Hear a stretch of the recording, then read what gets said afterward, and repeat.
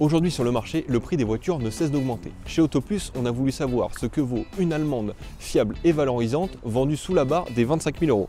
Notre choix s'est donc porté sur cette Volkswagen Polo en finition Life équipée du bloc TSI de 95 chevaux. Life étant le deuxième niveau de finition dans la gamme de chez Volkswagen, car oui, vous pouvez encore avoir moins cher. Consommation, équipement, habitabilité, est-ce qu'on en a réellement pour son argent? C'est ce que nous allons voir tout de suite.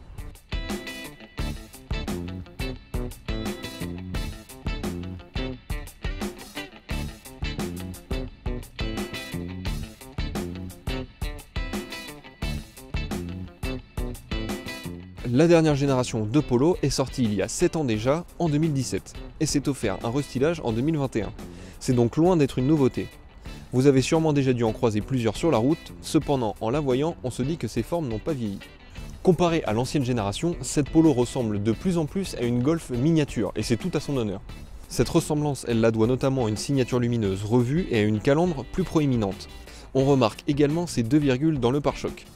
Cependant, comparé aux finitions supérieures, la version Life n'a pas la bande de LED qui relie les deux feux à l'avant. De profil, on remarque que cette Polo a pris de l'embonpoint avec le restylage. Et effectivement, elle s'est rallongée de 2 cm, atteignant 4,08 m de long. A titre d'information, sa taille est comparable à la Golf 3 de 1991. Notre version de présentation est équipée en option des vitres arrière teintées et des jantes en alliage de 16 pouces. Des options qui sont respectivement au prix de 295 et 590 €.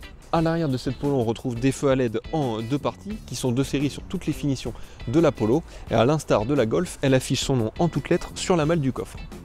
Pour ce qui est de l'extérieur, sous les 25 000 €, nous avons droit à une citadine qui n'a pas à rougir face au segment supérieur, celui des berlines compactes. Un très bon point pour cette Polo. Avant de s'installer à l'intérieur de cette Polo, arrêtons-nous un instant sur le coffre et le volume de chargement.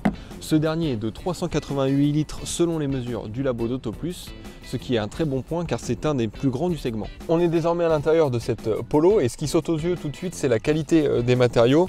En effet, ils sont vraiment de très bonne facture. Au poste de conduite, on n'est réellement pas engoncé, un sentiment qu'on peut retrouver sur certaines citadines. Non, là, tout est très bien pensé, tout tombe sous la main. C'est très ergonomique comme cet écran de 8 pouces qui est proposé de série sur cette finition Life. Et ce n'est pas le seul équipement de série sur cette finition Life, loin de là, car la liste est très longue. Vous avez entre autres l'Apple CarPlay et Android Auto sans fil, un Virtual Cockpit digital, des prises USB Type C à l'avant et à l'arrière, un volant qui est en cuir tout comme le pommeau de levier de vitesse ainsi que le frein à main. Vous avez aussi un accoudoir central réglable en longueur, du chrome sur plusieurs éléments de l'habitacle, mais aussi les feux et les essuie-glaces automatiques. Tout cela pour moins de 25 000 €, je le rappelle. Sur notre version de présentation, nous n'avons qu'une seule option ici à l'intérieur, c'est la caméra de recul qui est facturée 335 € dans le catalogue de chez Volkswagen. Là encore, ce sont des très bons points pour cette Polo qui n'a rien à envier à ses concurrentes, ni même au modèle du segment supérieur. Mais le gros point fort de cette Polo, c'est l'habitabilité, surtout ici sur les places arrière. Le siège avant est réglé dans ma position et du haut de mon 1,86 m, j'ai quand même encore de la place au niveau des genoux ainsi qu'au-dessus de la tête. Très étonnant pour une citadine tout de même. Il est temps de voir ce que donne cette Polo sur la route et autant vous le dire tout de suite, tout n'est pas parfait. La finition Life qui équipe notre Polo de présentation nous donne accès au moteur 1 litre TSI, un petit 3 cylindres turbo compressé. Un moteur qui développe dans notre version de présentation 95 chevaux et 175 Nm de couple. Si ce dernier propose une excellente sobriété avec 5,9 litres au 100 km de moyenne selon les mesures du labo, il est très peu expressif. Certes, cela est suffisant au quotidien, mais il est vrai que dans certaines situations, il est quand même à la peine ce petit moteur. Notamment lors des reprises, cela s'explique par sa boîte manuelle à 5 vitesses à l'étagement trop long. Quelquefois en ville, dans les bas régimes et à faible allure, vous avez des à-coups qui ne sont vraiment pas agréables. Mais hormis ces petits points négatifs, on peut noter l'excellente insonorisation dans l'habitacle de cette Polo qui est très agréable notamment en ville. Une insonorisation que l'on retrouve également sur autoroute. Alors oui, à 130 km/h vous allez entendre quelques bruits d'air, mais rien de dérangeant. Avec cette Polo, vous pourrez envisager les grands trajets sans problème.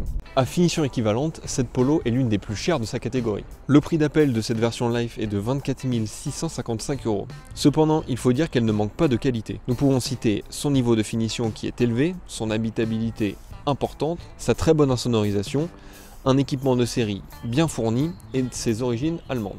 Souvenez-vous, en début de vidéo, nous nous posions la question de savoir si, sous la barre des 25 000 €, nous avions le droit à une voiture qualitative, bien finie et valorisante. Et la réponse est oui. Nous arrivons à la fin de cette vidéo, il ne me reste plus qu'à vous demander ce que vous avez pensé de cette Polo. Pour cela, rendez-vous en commentaire. Quant à moi, je vous invite à vous abonner à la chaîne YouTube d'AutoPlus ainsi qu'à nous suivre sur tous nos réseaux. A très vite.